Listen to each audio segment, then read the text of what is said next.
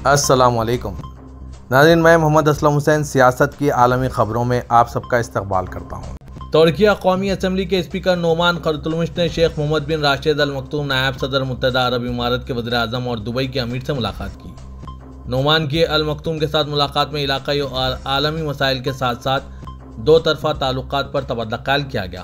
مذاکرات کے بعد نومان بحرین اور متحدہ عرب امارات کا اپنا دورہ مکمل کرنے کے بعد ترکیہ قومی اسمبلی کے وفد کے ہمراہ واپس ترکیہ چلے گئے۔ ترکیہ نے افغانستان کے دارالحکومت کابل کے اتاتورک اسپتال کو طبی سامان کی امداد فراہم کی ہے۔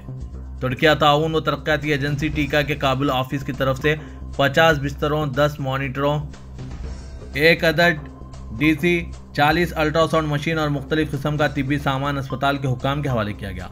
واضح کہ اسپتال کی تعمیر افغانستان حکومت کی طرف سے شروع کی گئی تھی، لیکن بعض امکانات کی عدم موجودگی کی وجہ سے تعمیر مکمل نہیں ہو سکی تھی۔ 2001 میں ترکیہ کے تعاون سے تعمیر مکمل ہوئی اور اسپتال نے اتاتورک بچوں کے اسپتال کے نام سے خدمات کا آغاز کیا تھا۔ ترکیہ کابل آفس وقتاً فوقتاً طبی امداد فراہم کر کے اسپتال کے امکانات میں اضافے کے لیے کردار ادا کرتا رہتا ہے۔ امریکہ نے ہندوستان کو $3 ارب مالیت کے ڈرون کی فروخت روک دی۔ میڈیا رپورٹس کے مطابق امریکہ نے ہندوستان سے خالصتان کے حامی سکھ رہنما گروپتن سنگھ پنو کو قتل کرنے کی سازش کے معنی خیز تحقیقات کروانے کا مطالبہ کیا۔ امریکی حکومت کا کہنا ہے کہ گروپت سنگھ پنو کے خلاف سازش کی مکمل تحقیقات تک مودی حکومت کو ڈرون فروخت نہیں کیے جائیں گے۔ جون 2023 میں ہندوستانی حکومت کے عہدیداروں کی جانب سے سکھ رہنما گروپت سنگھ پنو کو قتل کرنے کی کوشش کی گئی۔ پنو نیو یارک میں رہائش پذیر ہے اور امریکی اور کینیڈا کی دوہری شہریت رکھتے ہیں۔ نومبر 2023 میں ہندوستانی ایجنٹ کو امریکی ایجنسی نے گرفتار کیا تھا، جس کے بعد اس نے گروپت سنگھ کے قتل میں ہندوستانی حکام کے ملوث ہونے کا اعتراف کیا تھا۔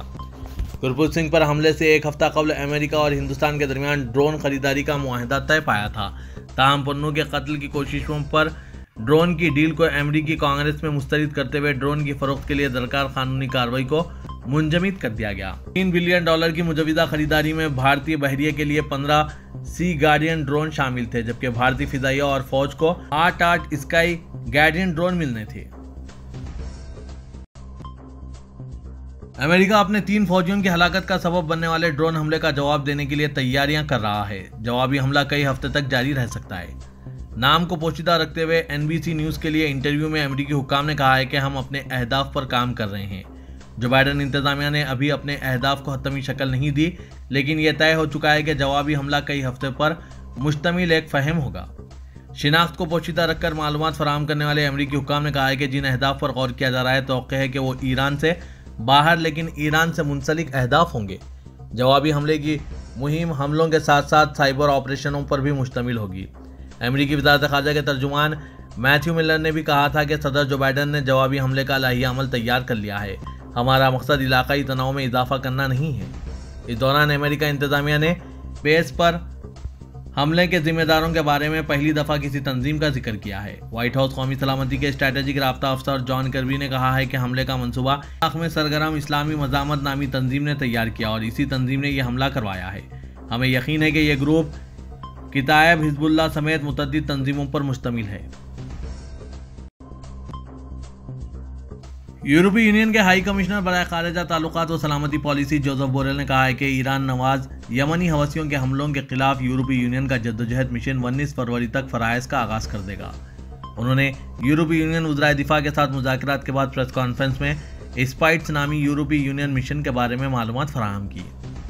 انہوں نے کہا کہ اسپائٹس مشن کا ہدف بحر احمر میں تجارتی بحری جہازوں کا تحفظ کرنا ہے۔ یہ ایک دفاعی مشن ہوگا۔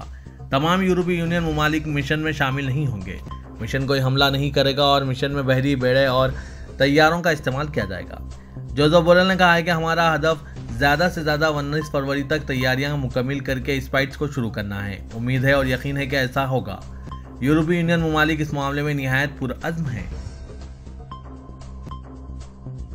روس نے کہا ہے کہ امریکہ کو اپنے خوفناک جرائم کا حساب دینا چاہیے۔ روس وزارت خارجہ کی ترجمان ماریا زاہرا دارالحکومت ماسکو میں منعقدہ ہفتہ وار پریس بریفنگ میں حالات حاضرہ سے متعلق بیانات جاری کیے۔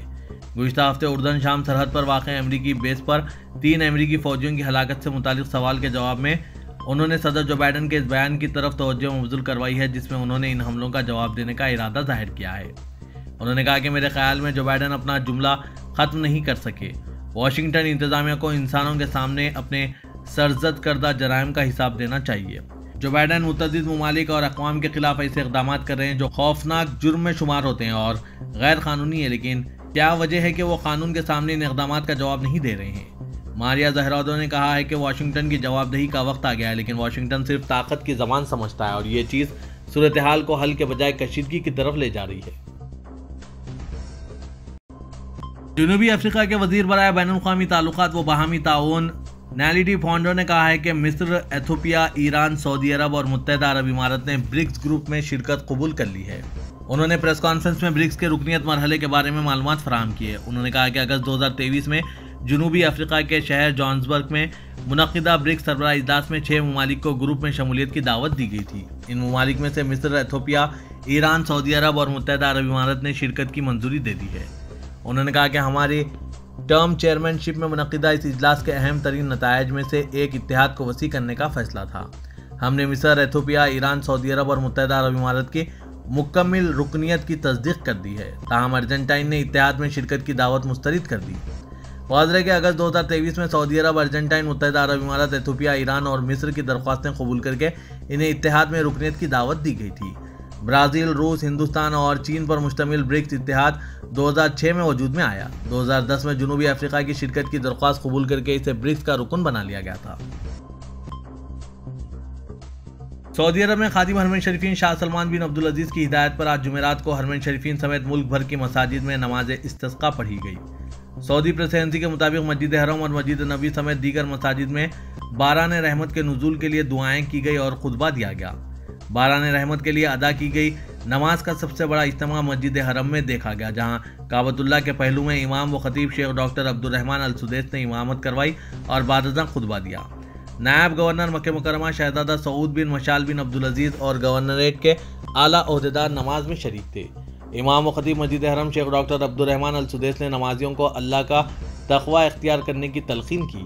انہوں نے کہا کہ تقوی اختیار کرنے سے دعائیں قبول ہوتی ہیں اور مشکلات دور ہوتی ہے۔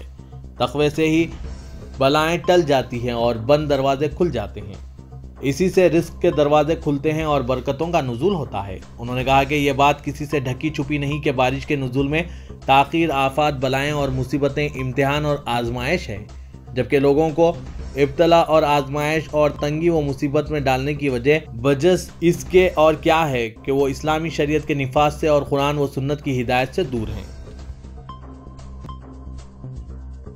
سعودی آئل کمپنی آرامکو کے معاملات سے متعلق کے حکام کے مطابق سعودی عرب ماہ فروری کے آغاز کے ساتھ ہی آرامکو کے حصص کی فروخت بحالی کے منصوبے پر غور کیا جا رہا ہے۔ العربیہ اردو میں شائع ہوئے رپورٹ کے مطابق امکانی طور پر یہ $1 ارب کی سرگرمی ہوگی جو حالیہ برسوں کے دوران ایک بڑی مالیت کے حصص کی خرید و فروخت پر مبنی ہوگی۔ مملکت اس سلسلے میں ماہر مشیران کے ساتھ کام مل کر رہے ہیں۔ بتایا جا رہا ہے کہ ممکنہ طور پر سعودی اسٹاک ایکسچینج میں حصص کی اس فروخت سے کم از کم $10 ارب حاصل کرنے کی کوشش میں ہیں۔ اس شعبے میں کامیاب ڈیل کے نتیجے میں ولی شہزادہ محمد بن سلمان کے معیشت کے ویژن کو تقویت ملے گی۔ حصص کی اس فروخت سے بھاری سرمایہ فراہم ہونے کا موقع ہوگا۔ سعودی عرب میں اس نئی فروخت کا منصوبہ آرامکو کی ابتدائی عوامی پیشکش میں تقریباً $30 بلین جمع کرنے کے 4 سال بعد یہ امکان پیدا ہو رہا ہے۔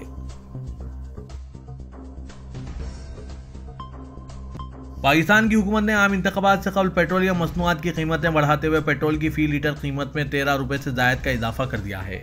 نیوز پورٹل کی رپورٹ کے مطابق 8 فروری کو ہونے والے عام انتخابات سے قبل پاکستانی حکومت نے پیٹرولیم مصنوعات بالخصوص پیٹرول کی قیمت میں ایک بڑا اضافہ کر دیا ہے۔ وزارت خزانہ سے جاری اعلامیہ کے مطابق پیٹرول کی قیمت میں $13.55 فی لیٹر کا اضافہ کر دیا گیا ہے، جس کے بعد پیٹرول کی نئی فی لیٹر قیمت $272.99 مقرر کی گئی ہے۔ اسی طرح ہائی اسپیڈ ڈیزل کی قیمت میں بھی $2.75 فی لیٹر کا اضافہ کیا گیا ہے، جس کے بعد ہائی اسپیڈ ڈیزل کی نئی قیمت $278.96 ہو گئی ہے۔ پاکستان کے چیف الیکشن کمشنر سکندر سلطان راجہ نے کہا ہے کہ 8 فروری کے انتخابات وقت پر ہوں گے۔ اگرچہ سیکیورٹی چیلنجز موجود ہیں، تاہم الیکشن کمیشن پوری طرح تیار ہے۔ خیبر پختونخوا اور بلوچستان میں امن و امان کی بگڑتی ہوئی صورتحال اور اس کے عام انتخابات پر اثرات پر غور و خوض کے لیے الیکشن کمیشن میں منعقدہ اجلاس سے خطاب کرتے ہوئے کہا کہ قانون نافذ کرنے والے اداروں اور پاک فوج کی مدد سے انتخابات میں رخ نہ ڈالنے اور امن و امان کی صورتحال خراب کرنے والے عناصر کے ساتھ سختی سے نمٹا جائے گا اور اس سلسلے میں کسی سے کوئی نرمی نہیں برتی جائے گی۔ چیف الیکشن کمشنر سکندر سلطان راجہ نے خیبر پختونخوا اور بلوچستان میں امن و امان کی بگڑتی ہوئی صورتحال بالخصوص الیکشن کمیشن کے دفاتر اور سیاسی جلسوں پر حملوں کے واقعات پر تشویش کا اظہار کیا۔ انہوں نے واضح کیا کہ دہشت گردی، سیکورٹی کے چیلنجز اور انتخابی عمل کے متاثر کرنے والے واقعات کے باوجود الیکشن کا عمل نہیں رکے گا۔ الیکشن اپنے وقت پر ہوں گے اور اس حوالے سے کسی کو وہم یا گمان میں نہیں ہونا چاہیے۔